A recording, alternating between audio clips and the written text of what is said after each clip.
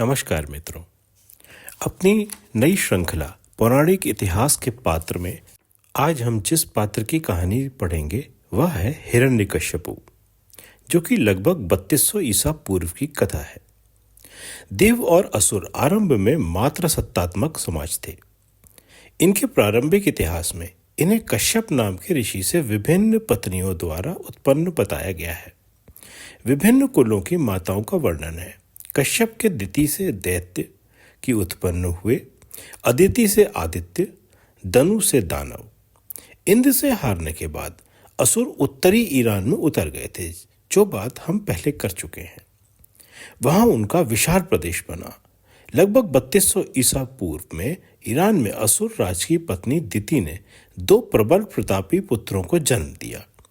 पिता का नाम कश्यप बताया गया है। असुर और देव से सुमेरु पर्वत के दक्षिण में कश्यप मेरु, जिसे अब कश्मीर कहते हैं, में पहले बसे थे। कश्यप शायद बाद में इंद्र के समान इस जनजाति का पहला जनक था। इंद्र से हारने के बाद कुछ असुर ईरान चले गए थे और कुछ पश्चिम की ओर वहां की विशाल झील, जिसे कैस्पियन सी कहते हैं या कश्यप सागर कहते हैं, वहां चले गए थे। आज भी भारत में बसने वाले असुरों का कश्यप गोत्र पाया जाता है। हिंदुओं में कश्यप गोत्र के समान और भी अन्य जनजातियों के सैकड़ों गोत्र पाए जाते हैं। ऐतिहासिक काल में बाहर से आई जनजातियों में हूणों का भी उदाहरण दिया जाता है। हूण की 2 जनजाति कुल थे, एक सांवले हूण और दूसरे गोरे, जिनके कुल में का नाम हेफ्थाल था। सांवले हूण हंगारी और बल्गेरिया, रोमानिया आदि कुलों के साथ अटीला के नेतृत्व में पश्चिमी एशिया में छा गए और रोम तक की चूल हिला दी। हेफ्ताल नीचे अफगान प्रदेश, जिसे आज अफगानिस्तान कहते हैं, में उतरे। सुगध घाटी में रहने वाले पश्चिमी भारत में सूद कहलाए और मध्य भारत में हूण गोत्र के बने। एक रोस्टक कुल ने पूर्वी रूस में रोस्टक नगर बसाया। उसी कुल ने भारत में आकर रोहतक बसाया और रोहतगी और रस्तोगी गोत्र दिया।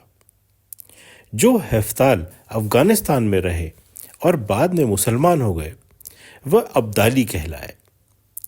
2 शताब्दी पहले उत्तर पश्चिमी भारत को जीतने वाला अहमद शाह अब्दाली हेफ्ताल हूणों का वंशज था। इसी प्रकार मध्य एशिया के टैगो वनों में रहने वाला कुल भारत आकर तगा, त्यागी और टैगोर का प्रवर्तक बना। दिति ने जुड़वा पुत्रों को जन्म दिया था। बड़ा हिरण्यकश्यपु पहले पैदा हुआ। यह बात वायु पुराण और ब्रह्मांड पुराण में दी हुई है। युवा होकर दोनों भाई अनुपम वीर हुए। हिरण्यकश्यपु ने असुर राज की बागडोर संभाली और हिरण्याक्ष ने दूर दूर तक आक्रमण कर साम्राज्य का विस्तार किया। हिरण्याक्ष हिरण्यकश्यपु का ही भाई था।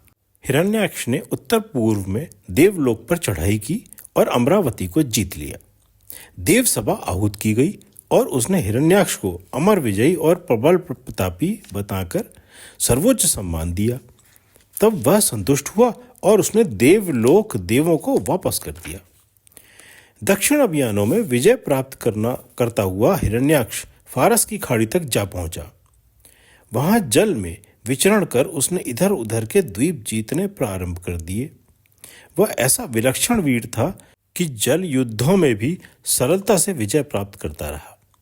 भाग्य की बात है, एक दिन उसकी नौका के सामने वराह आ गई।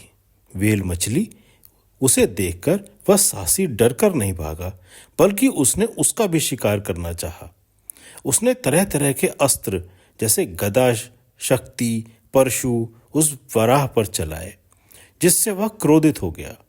वेल मछली ने पटक कर पूंछ का एक तमाचा दिया, जिससे हिरण्याक्ष के प्राण निकल गए और उसकी नौका उलट गई।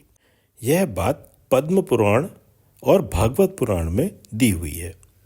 उसके सैनिक बड़ी कठिनाई से उसकी मृत देह दूसरी नौका पर लादकर राजधानी में लौट सके। हिरण्याक्षी मृत देह देखकर हिरण्यकश्यपु शोक सागर में डूब गए। अपने जुड़वां भाई की मृत्यु होने पर उसे प्रतीत हुआ मानो उसका आधा बल और आधा शौर्य चला गया हो। उधर हिरण्याक्ष की पत्नी का भी बुरा हाल था। उसका बुरा हाल देखकर हिरण्यकश्यपु ने अपने को ढांढस बंधाया और भाभी को समझा बुझाकर दिलासा दी। फिर भी मन नहीं माना। उसे शांत करने के लिए वह मंदराचल पर्वत पर तपस्या करने चला गया। हिरण्याक्ष की मृत्यु का समाचार सुनते ही इंद्र ने असुरों से बदला लेने का उपयुक्त अवसर आंका। हिरण्यकश्यपु भी नहीं था। इंद्र ने असुर राजधानी पर आक्रमण किया और विजय प्राप्त की। असुराधिराज की पत्नी कयाधु गर्भवती थी। उसे बंदी बनाकर वह अपने साथ ले गया। अमरावती में नारद आए हुए थे। उन्होंने इंद्र को बहुत समझाया कि देवों की और भारत की अन्य जनजातियों की एक लीक है और वे स्त्री पर अत्याचार नहीं करते। हमें असहाय नारी को कभी पीड़ा नहीं पहुंचानी चाहिए। यह जीवन धारण करने की रीति नहीं है। नारद की नीतिगत बातें सुनकर इंद्र ने कयाधु को उसे सौंप दिया। नारद ने कयाधु को बड़े आदर सत्कार से ले जाकर अमरावती में अपने आश्रम में रखा। कुछ दिनों में पुत्र का जन्म हुआ जिसका नाम प्रहलाद था। पाली ग्रंथों में इसका निर्देश पहाराद नाम से किया गया है। पहाराद की माता का नाम कयाधु था। यह बात महाभारत आदि पर्व में दी है। इसके अलावा भागवत पुराण, विष्णु पुराण और तैत्तिरीय ब्राह्मण पुराण में भी इसका वर्णन है। जब से कयाधु ने आश्रम में प्रवेश किया था तब से नारद उसे सब कुलों की नीति रीति सिखाते थे। प्रहलाद के जन्मोपरांत भी यह धर्म का उपदेश चालू रहा। हिरण्यकशिपु के तपस्या से लौटने के बाद नारद ने कयाधु और प्रहलाद को उसके पास भेज दिया। यह बात तैत्तिरीय ब्राह्मण और महाभारत आदि पर्व, भागवत पुराण और विष्णु पुराण में दी गई है। तब के उपरांत वह और प्रतापी और तेजस्वी हो गया था। अपनी अनुपस्थिति में इंद्र द्वारा राजधानी का विध्वंस और गर्भवती पत्नी कयाधु को बंदी बनाकर ले जाना, यह बात सुनकर वह आग बबूला हो गया। हिरण्यकशिपु पत्नी और पुत्र को नारद द्वारा वापस भेजे जाने पर उसका क्रोध शांत नहीं हुआ। उन्हें राजधानी में छोड़कर वह सेना सजाकर देवलोक पर दौड़ा। सारा देवलोक तहस नहस करके अमरावती पर उसने अधिकार कर लिया। नंदनकानन में विश्वकर्मा द्वारा बनाए गए इंद्र के भवन में उसने अपना निवास स्थान बनाया। यह बात वायु पुराण में दी हुई है। हिरण्यकशिपु पहला असुर राजा था जिसने इंद्र की पदवी प्राप्त की। बाद में उसका पुत्र प्रहलाद और प्रहलाद का पोता बलि भी इंद्र बन गए थे। देवसभा बुलाई गई। देवों ने उसे देवों, मनुपुत्रों, नागों और गरुणों से किसी भी समय, न दिन में न रात्रि में, न प्रासाद में न बाहर, न मनुष्य से न पशु से, न अस्त्र से न शस्त्र से, न मारे जाने का वचन दिया। तब उसने इंद्र का पद त्यागा और अपने साम्राज्य में लौट आया। वह भारत के पश्चिम के सारे सभ्य समाज पर एक छत्र राज्य करने लगा। किंतु किसी के न जानते हुए भी उसके घर में फूट के बीज बोए गए थे।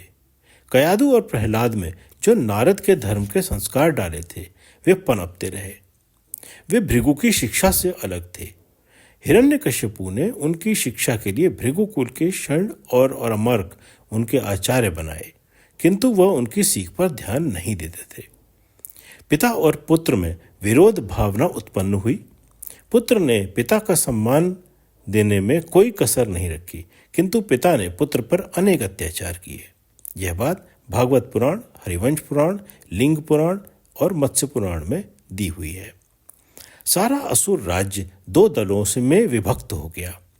एक दिन संध्या समय किसी व्यक्ति ने नरसिंह का रूप धारण करके घर और बाहर की दहलीज पर हिरण्यकश्यपु का सिंह नखों से पेट फाड़ दिया, जो की बात अब फिर से भागवत पुराण, हरिवंश पुराण, लिंग पुराण और मत्स्य पुराण में दी हुई है। असुर साम्राज्य इतना निर्वीय हो गया कि उस आदमी का पता नहीं लगा सका और न देवों से उसका बदला ले सका। प्रहलाद को राज सिंहासन पर बैठा दिया गया और असुरों का संकट देवों के सिर से कुछ दिनों के लिए टल गया। कहानी पसंद आई हो तो लाइक और शेयर जरूर करें। सुनने के लिए धन्यवाद।